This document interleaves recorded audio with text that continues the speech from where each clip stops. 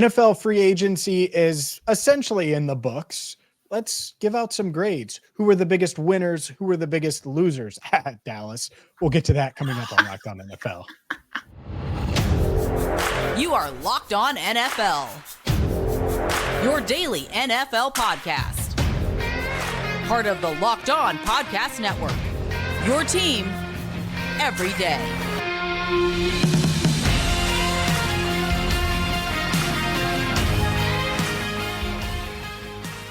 Hi again, everyone, and welcome into a Wednesday edition of Locked On NFL. He is Chris Carter. I'm James Rapien, and today's show is brought to you by Game Time. Download the Game Time app, create an account, and use code Locked On for $20 off your first purchase. Make sure you subscribe on YouTube, follow wherever you get your podcast, and thank you so much for making us your first listen. Chris, let's dive into free agency winners and losers. Give out some grades, however you want to call it. Let's discuss what, to me, was a really eventful free agency for a bunch of reasons. I think there were plenty of winners and teams that improved. I also think that there were some teams, as I hinted at, the Dallas Cowboys, that end up in the loser column for everybody, including Cowboys fans. Indeed. It was funny just to see them not make moves. That's kind of been like the MO for the Cowboys, is that they make big moves even if they miss on them, but now they're not. And, they did not exactly end last year on a note that said like, oh yeah, they were just a play away from being in the Super Bowl. So it's interesting to see them not make moves. So we could pick on the Cowboys a lot today, but I want to start with a team that's very close to us, and that's the Baltimore Ravens. And they certainly got Derrick Henry, which I think is a great addition. He'll fit what they do there. But this Ravens team, they lost Geno Stone. They lost Ronald. They lost Ronald Darby. They lost Patrick Queen. They lost one of their offensive linemen, John Simpson. Like, this is a team that's going to be having to fill a lot of holes. And now they can fix a lot of this in the draft, and they can be feeling. They still have Lamar Jackson. I'm not saying they're not going to be competitive, but as far as free agency goes, Derrick Henry kind of masks up what was them losing a lot of key guys in different spots that I think could impact their status next year. And they lost Odell Beckham Jr. And how they address wide receiver in this draft is quite interesting. Obviously, Rashad Bateman entering the final year of his rookie contract. You have a guy in Zay Flowers who is a dude, no doubt about it. Yes. But you need more than one. And how they go about that, I think, is interesting. You're right. I think Derrick Henry's a good fit and kind of hides a bit of what they lost.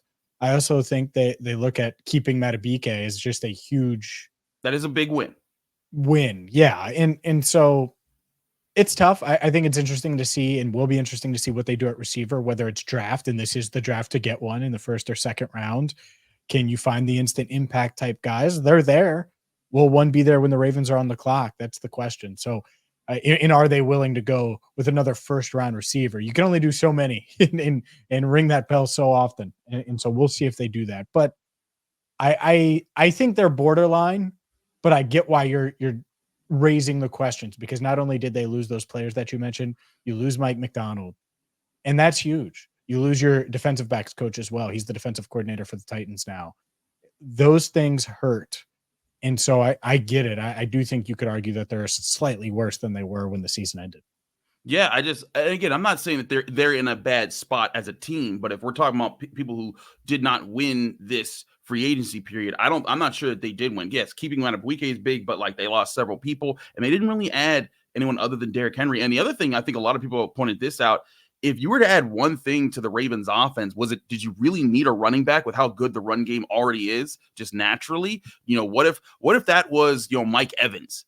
That changed. I think Mike Evans changes the Ravens a lot more than necessarily a Derrick Henry, because then that's the best receiver that Lamar Jackson's ever been throwing to in his career. And I think that could have made things a little bit more dynamic there. But again, would you rather have Mike Williams, the receiver, or Derrick Henry if you're the Ravens? Ooh. Just to give you like a real... I'd rather have Derrick Henry simply because I don't think Mike Williams would be available all the time. And I think that I think Mike Williams is a solid player. He has some injury concerns, and I think that the Ravens need a dynamic wide receiver. Mike Williams can be that, but like Mike Evans is proven that. And that's what I was saying. Like a guy like him, if they had gotten, a really big, receiver one type of guy that's proven to be a receiver one, that would have been the big splash that I thought would have made the most sense for the Ravens. But let's switch it back to the Cowboys real quick when we're talking about people that didn't win here. Where does this team even go at this point? Because now you don't have Tony Pollard, who was your replacement for Ezekiel Elliott. You lost Tyron Smith, and now you're not looking at a roster that's going to be depleted compared to last year. You certainly have the draft and all, but this is a team now that they've sunk their money into Dak Prescott. They've gotten ready for handling that, but now it seems like they're stuck with the roster that they have right now. And unless they make some big hits in the draft, they're very much going to be the same team they were last year. And I don't think that's anywhere near enough to get to a Super Bowl. It's wild to me. Is this a mom and pop shop or the Dallas Cowboys? Ooh. Is this like a local restaurant that I enjoy going to? Because let's be honest, I love local. So is that what I'm talking about? Or are we talking about the Dallas Cowboys, this team that's supposed to be America's team, this team that should be able to move money around and manipulate the cap and do whatever the hell it takes to be in Super Bowl contention? They have no chance of winning a Super Bowl this year. None. Zero. Yeah. In today's NFL, you have to be active in free agency. You have to. I don't care if they hit in the draft. They're not winning a Super Bowl this year. How close were they last year? I think they were miles apart from the teams that played for the Lombardi. And so how do you make up that gap? You get active in free agency and you get creative. And they're not. And I don't know if it's because they saved about $4 million in cap space with that Dak Prescott restructure. Are they saving money to make him the highest paid quarterback in the NFL? Well, I don't love that because he's not a top quarterback in the NFL. No, he's not. He's good. He's a good starter, but he's not a top 5 guy. And if you pay him the Joe Burrow contract, which if you're Dak, you probably can command, well, then 2 things. 1, you're overpaying for a quarterback that isn't going to live up to the deal. And 2, that prevented you, at least in your mind, from manipulating the cap enough to put the necessary pieces around an above average quarterback, but not a superstar quarterback. It's tough. It's tough. I was talking to a Cowboys fan earlier this week, and he lives here in Cincinnati. He's like, it's so weird seeing the Bengals be active in free agency and the Cowboys not. And I agree with him that there is no world where the Dallas Cowboys shouldn't be active each and every year in free agency, unless they're rebuilding, unless they're trading up for the top pick. And even then I would say, oh, well, you want to surround the top pick with studs. And so why wouldn't you be active in free agency? So I'm disappointed in Jerry Jones and the Cowboys. And I think it is insane that you let Tyron Smith walk, by the way, for a deal that was pretty cheap, $6 million and a bunch of incentives. Heck, if he hit those incentives, that would be great. I get not re-signing Tony Pollard. I don't understand how Eric Kendricks is your only addition. I really don't. It's wild. It is wild. James, let's talk about some of the winners in this next segment, because there's a particular division where 2 teams I think made some really interesting leaps. We'll talk about those teams in a second here on the Locked On NFL podcast. Today's show is brought to you by FanDuel. Say goodbye to busted brackets, because FanDuel lets you bet on every game of the tourney. Whether you're betting on a big upset or a 1 seed, it's time to go dancing on America's #1 sportsbook. So maybe you think UConn is going to continue to make their run. Maybe you think they're going to be upset in the round of 16. Well, right now, get to FanDuel, because new customers get $200 in bonus bets if your first $5 bet wins. That's $200 to use on point spreads, money lines, or you can even pick who's going to win it all. No more busted brackets with FanDuel. Visit FanDuel.com/lockedon and bet on college hoops until they cut down the nets. We're back here on the Locked On NFL podcast, the Wednesday edition with Chris Carter and James Rapien. James, let's talk about some winners. I want to look at the AFC South, because there were 2 teams there that I thought made significant moves when you look at upgrades. The Texans got aggressive, and the Titans got aggressive here. You get the Titans go and get Calvin Ridley. They get Lloyd Cushenberry and Tony Pollard. That's 3 major upgrades on offense, while getting Kenneth Murray and Chidobe Awuzie on defense. that's a lot of offensive firepower for a team that kind of needs it. Now you're put in this position where Will Levis is going to have a good center in front of him. He's going to have a running back that's not necessarily Derrick Henry, but he could be a solid player. But Calvin Ridley certainly adds some spice to that receiver room. But that's versus the Texans, who went out and got your boy Joe Mixon, as well as Daniil Hunter, Danico Autry, and now they bring that to a roster that was very strong last year. It took a lot of rises up with their rookies.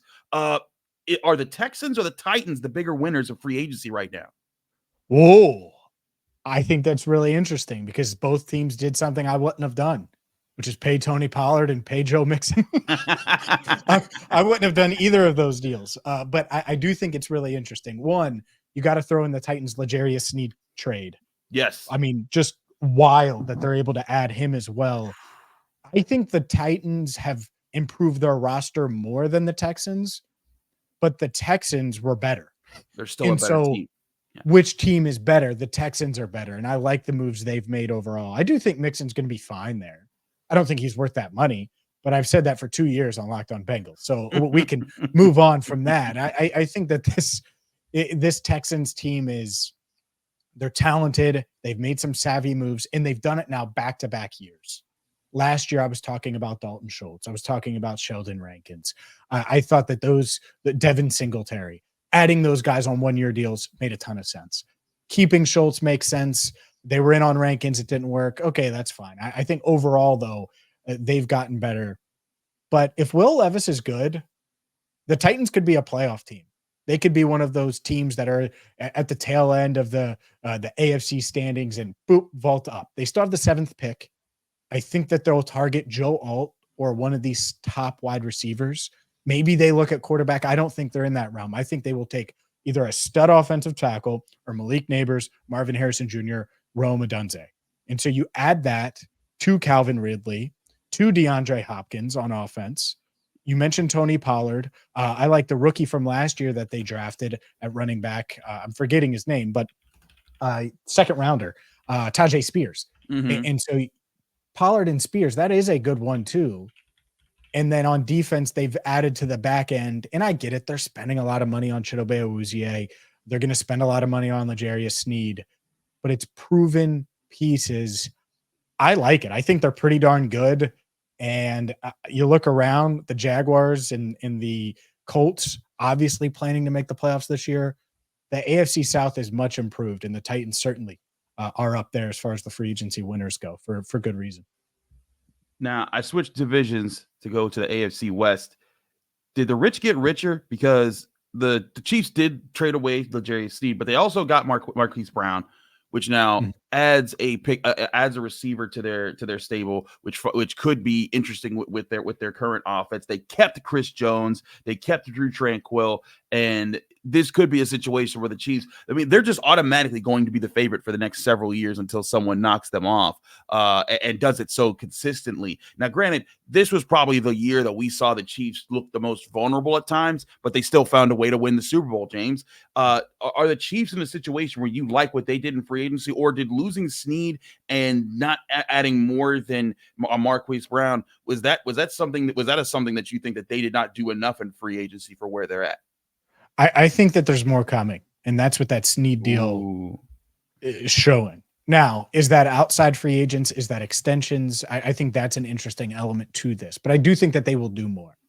And the Hollywood Brown signing is one of the best values in free agency. It's way better value than Calvin Ridley. I would rather have Hollywood Brown 1 year up to $11 million. It's 1 year, $7 million.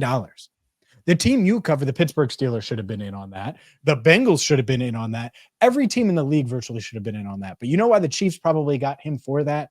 Because they are the Chiefs, and it is Patrick Mahomes. And you can sell, hey, Hollywood, you might not make a ton this year with us, but you can be that dude.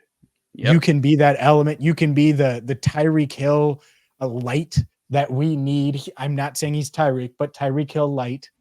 And go get paid next year with receivers booming. Your market isn't crazy right now anyway. So take a little less, come play in Kansas City. And that's the ultimate, look, check out our rings. You want one? Type of move. And so I love that move. I think that's like an A+++. And not because he's a Pro Bowler or All Pro, but he fits their offense and they got him at a bargain rate. when wide receivers are going for more than ever. So I think the Chiefs are winners because of that alone. You get Patrick Mahomes an extra weapon. I think they could take a receiver potentially at 32. I think they have a lot of options in the first round and can certainly help. But Hollywood Brown and Rashee Rice with Travis Kelce and Isaiah Pacheco at running back, that is a good young nucleus of weapons. And I do think that they've gotten better on offense, which is where they needed to get better. They knew they were losing Snead. They're still pretty good in the secondary without him. Are you spending fool's money if you're spending big money on a wide receiver who isn't a superstar that right now, like an established superstar in the NFL? Yeah, I think so. I think that's what's really interesting about that Calvin Ridley deal. He is not a superstar. The Titans wanted to get a proven guy in there, and that might be why they take Joe Alt, by the way. It gives them the freedom to pass on one of these stud receivers and take the stud tackle. Maybe not. Maybe they want to pair Ridley with one of these receivers. I'm not sure. It's basically a 2-year deal. You look at the guarantees. He won't see year 4 of that deal, maybe year 3, but it's a huge contract. And when you have a quarterback on a rookie deal, you can do that. But after that, if you're paying your quarterback, like the Cowboys, for example, notice I didn't mention Calvin Ridley, even though they could use receiver help. It's because it doesn't make sense. You're paying your quarterback, and Ridley is a good, not great player. Right. And he's getting great money to be a good player for the Titans. They can afford it because they have Will Levis, who's not even a top 10 pick, right? So his contract is great value if he's the quarterback they think he is. But at the same time, to your point, there are going to be some receivers that get overpaid now, and the teams that do that, I think, could get burned. And that's the interesting dilemma here. And I think Hollywood Brown is trying to play his way into that by getting overpaid next year. Let's go play in Kansas City, play well, and then say, hey, insert whatever team. You need a deep threat? I'm your deep threat. Pay me like a 1,300-yard receiver because that's what I can be in your offense. And then he averages 800 yards per season. I think that would probably be what happens with a guy like Hollywood Brown. Not that I hate the talent. I just think he's the perfect fit in Kansas City and could have a career year on a bargain contract. Yeah, like I think like when I think about a bargain deal for a wide receiver, I think about like, what Gabe Davis is a $4.7 million hit right now for the Jaguars this year. And we'll see how things move forward with that. But you pay him that while you're paying Christian Kirk the big money that you're paying him there. That makes a little bit more sense. Granted, they're also paying Zay Jones a lot of money there, but still, like that's that's a lot of money. But as far as this year's move, like Gabe Davis makes a lot of sense for that. But I want to talk about some of the better bargains that we've seen here. Some of the moves that we've seen that make the most sense, or at least put those teams in the best positions with getting the guy. They might not be the best players, but did they get the best bang for their buck? We'll see that here next on the Locked On NFL podcast. But first, I want to remind you this show is also brought to you by Game Time. Game Time is the app that you can download right to your phone right now to buy tickets for all your favorite events without it being a stressful endeavor. Game Time is the fast and easy way to buy tickets for all your sports, music, comedy, and theater events near you. They give you killer deals on last-minute tickets and a best price guarantee that can't be beat, so you can stop stressing over the tickets and start getting hyped for the fun that you're about to have. Download the Game Time app today or go to their website, gametime.co. When you do either one, you can see all the tickets available in your area and abroad and see that, hey, even if you're running up to the last minute or even up to an hour after the event has started, you can find great deals. You get the best of both worlds because, one, you're getting the best prices, but two, you're seeing that you're not getting scammed out of those prices when you go in the Game Time app and see the view from the seats that you're looking at to purchase on Game Time. And the best price guarantee means you're always going to get the best price.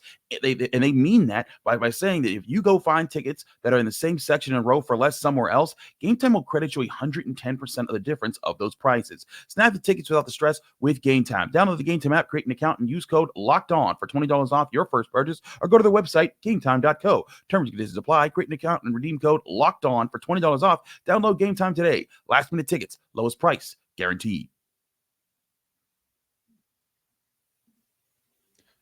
All right, Chris, let's get to some of the better bargains because there were some bargains, and I'm going to start with a guy that was an instant bargain the moment the Denver Broncos released him. And Russell Wilson, landing him, league minimum. Denver's paying him the contract. Minimum. It's a steal. It's a steal if he's your backup. It's a steal if he ends up starting for you. It's a steal if he's a Pro Bowler. It's a steal if he ends up dropping all the way to third string because the Steelers decide to trade up and take J.J. McCarthy. I know that's not going to happen, but it is a steal And when I think of free agent steals, I do think of Russell Wilson, even though I don't know what he has left. It doesn't really matter because he signed for nothing. And if you can get something for nothing, it's a great deal. That's what I've been saying on Locked On Steelers ever since they signed him. Like my whole thing was, what would it take? And if he signs for nothing, I'm like, you know what? Why not? Like the only concern that I had was if there's some people who allege that Russell Wilson was a locker room disruptor and that he was like you saw people arguing with him on the sidelines and things not going great there. But when you talk to Cody Rourke or anyone that covers the Broncos, they're like, no, that's not the case. Like, sure, there were some guys that just Russ doesn't vibe with because not everyone vibes with everybody. But when you talk to people on the offense, the receivers, the offensive line, the running backs, they were all like, no, Russ is our guy. We're mad that he's not here anymore. And you look at that, and I think that, man, $1.2 million, literally the vet minimum, like you said. The Steelers are in a position where they traded, they brought him in, and the idea was the idea was when he was brought in, he was going to push Kenny Pickett. He was going to be like, look, Kenny, either you prove it this year or that guy's going to take over and we're going to move on. And when Kenny Pickett was like, nah, I ain't having any part of that, they were like, okay, bet. Go be a backup somewhere else that you're not going to be able to get a chance to start in because Jalen Hurts ain't going anywhere anytime soon. And then we'll go get Justin Fields for a 6th rounder next year. Like, that's the crazy part about this is that now you have 2 new looks at quarterback. Everyone has been saying for years, the Steelers' biggest weakness was quarterback. Well, guess what? They completely flipped upside down their quarterback room. You got Russell Wilson, a 9-time 9-time Pro Bowl player, a Super Bowl champion. He's a guy that's been proven in the NFL, knows how to work multiple teams. They're not going to ask too much of their quarterback position. They weren't asking too much last year. Just make the simple throws. Don't try to be too complicated. Just don't turn the ball over. Get us 1.5 to 2 touchdowns a game, and this team becomes a lot more competitive than it has been. If I keep saying this, if the Steelers end up with hover around the 16th best offense in the league and their defense stays where it's been the past few years, which is top 10, they were 6th in scoring last year, this team becomes a lot more dangerous because they finished 28th last year in scoring. You give them just to get them up to the middle of the pack of the NFL, we're talking 22 points a game, just that kind of average. That changes everything for the Steelers. And if Russell Wilson gets you there and for $1.2 million, that's a super steal. It is. And what the Steelers did at quarterback is the thing that you do if you're not going to go all in and move up for a guy. And it's, all right, let's get multiple dart throws. And the Bears are idiots for giving Justin Fields away for that. They should have just had him right on the bench. Yeah. They really should have. Because if he's on the bench in Pittsburgh and they only give up a 6th rounder, that's still a super backup that gives you that insurance. So why wouldn't Pittsburgh do that? He's better. He's a better flyer than Kenny Pickett. Yeah. Right. When you point all right, which guy's going to be more successful? Maybe neither.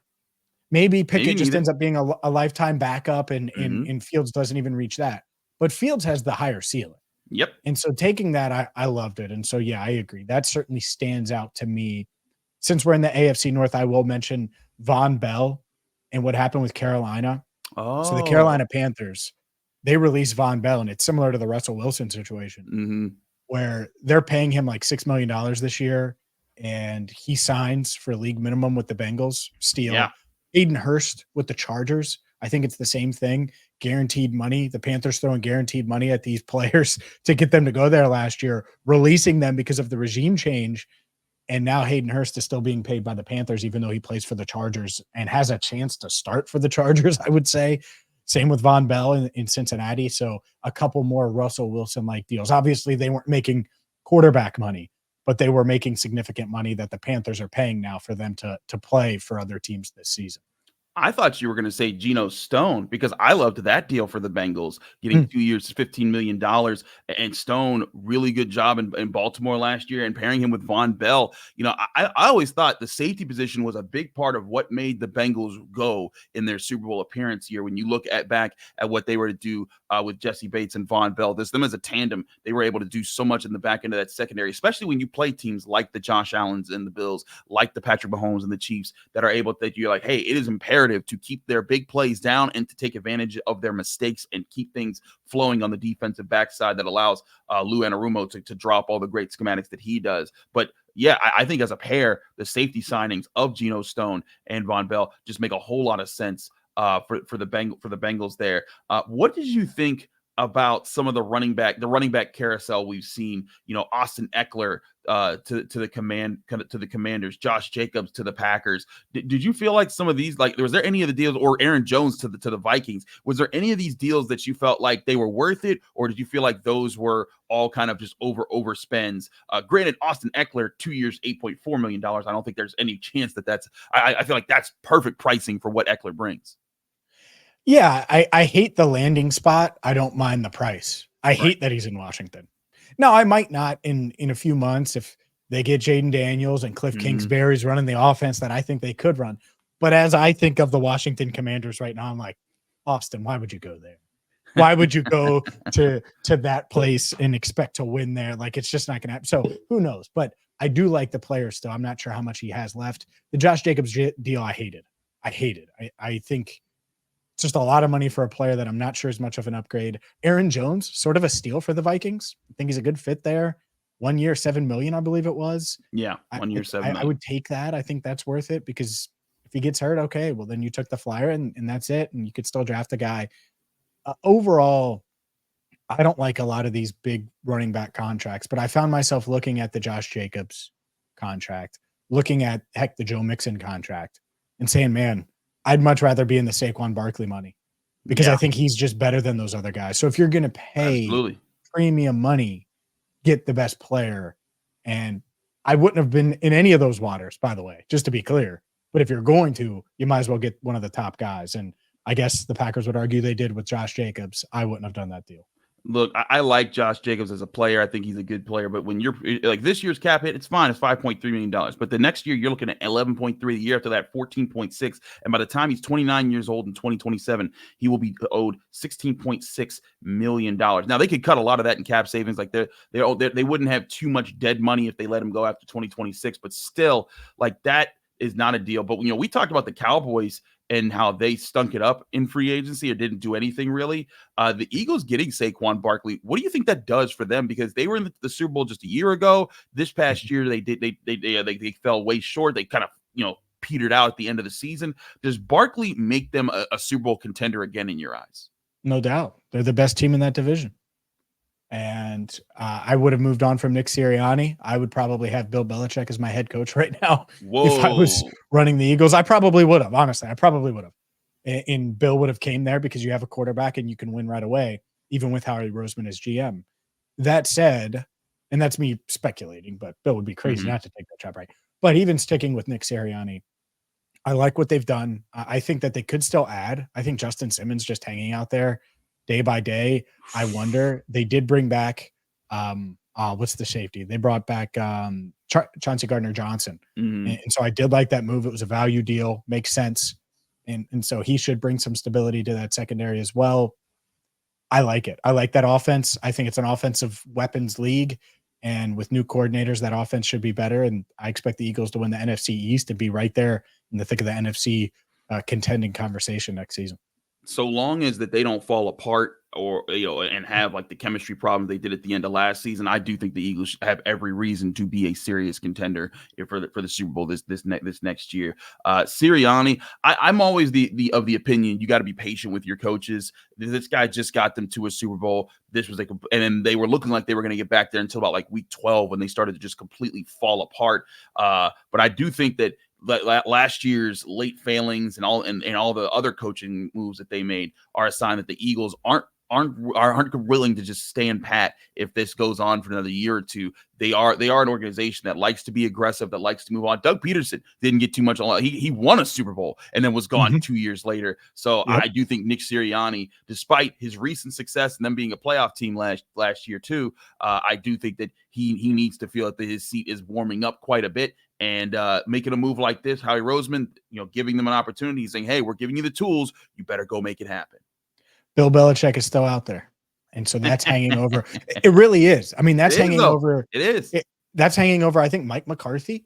I think it's hanging over a lot of these guys that are coaching and potentially coaching for their jobs. It might be hanging over Brian Daboll if he doesn't do well in New York because of Bill Belichick's connection there. I mean, he's. I don't think he's done coaching. That's all I'm saying. Anyways, we are done on a Wednesday edition of Locked On NFL. He is Chris Carter. I'm James Rapien. Please make sure you follow wherever you get your podcast. subscribe on YouTube. And until next time, thank you for listening and watching Locked On NFL.